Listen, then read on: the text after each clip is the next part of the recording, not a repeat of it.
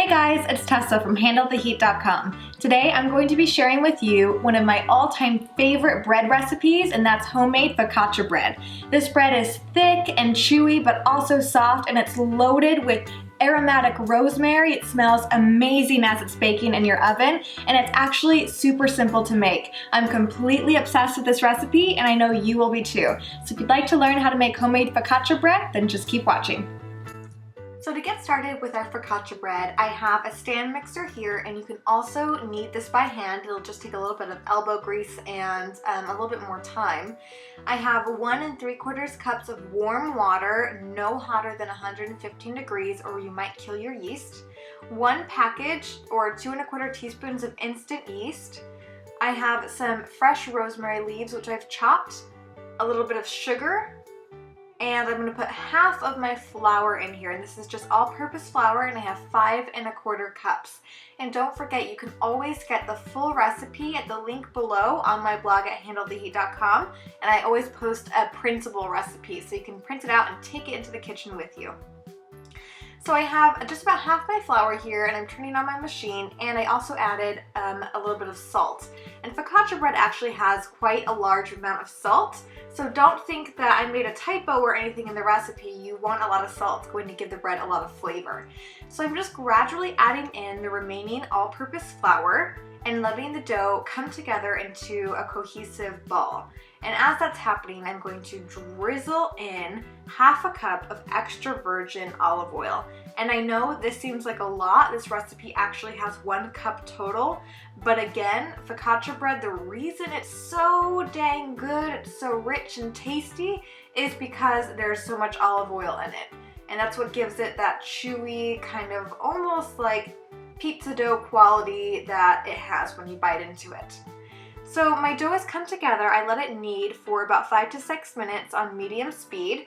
And as you can see, it's not super sticky, but it does have a little bit of a tackiness to it, and it is sticking to my hands a little bit. And that's okay, because we don't want to keep adding too much flour, otherwise you'll have dense focaccia bread, and no one wants that. We want it to be light and chewy and delicious. So I've let my bread rise in a warm spot for 1 hour, and now it's ready to be shaped into a big rectangle on my jelly roll pan. And I know, so much olive oil, so I'm actually putting the remaining half a cup of olive oil all over my jelly roll pan here, and I'm going to actually roll out, kind of stretch out the focaccia dough over this oil, and that's what's going to kind of make it nice and golden brown and have a little bit of a crust on the bottom.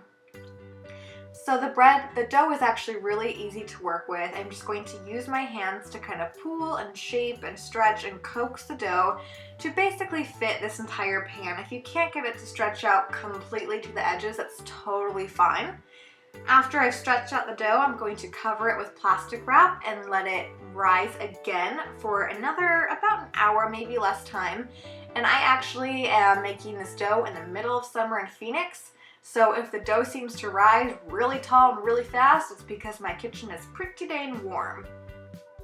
So before I let the dough rise, I'm actually going to use my fingers to dimple it everywhere and make it look nice and pretty. It's actually going to look pretty hideous right now, but this is what's going to kind of seep in the olive oil when we actually brush the dough with olive oil before baking.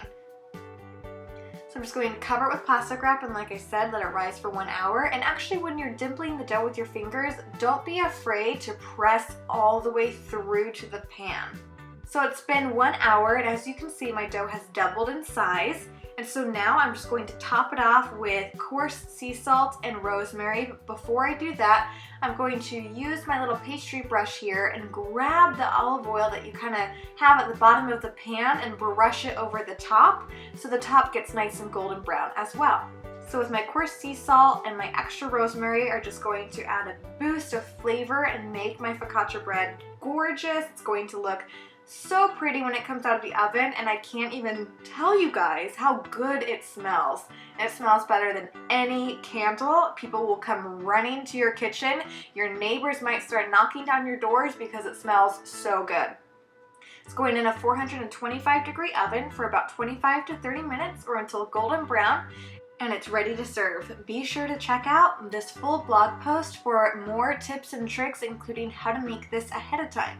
Alright, so that is how you make homemade focaccia bread. It's super simple and tastes good with just about anything. I like to serve it alongside grilled chicken or pasta, and it's also a great bread for making sandwiches.